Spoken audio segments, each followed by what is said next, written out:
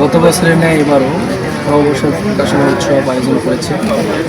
আপনারা জানেন যে ইসলামী ছাত্র শিবির শুধু একটি সংগঠন নয়, এটা হচ্ছে ছাত্র বান্ধব নিয়েই বিগত সময় কার্যক্রম আসছে। আমরা গত বছর করে আসছি, এবারও করতেছি। আপনারা জানেন যে বিগত 15 বছর ফেসিস্ট আমলে আমরা আমাদের সাংগঠনিক কাজগুলো প্রকাশ্যে করতে পারিনি।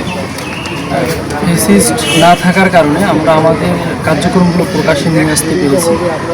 তার এই ধারাবাহিকতায় কেন্দ্র কর্মসূচির আলোকে আমাদের কার্মিক দলের সাথে এবছর নববর্ষের প্রকাশনা উৎসব আয়োজন করেছে।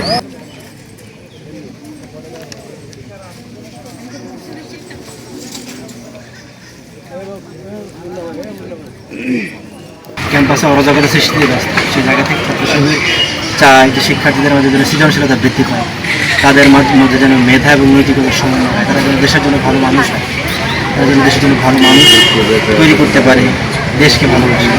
এরকম সুন্দর মানুষ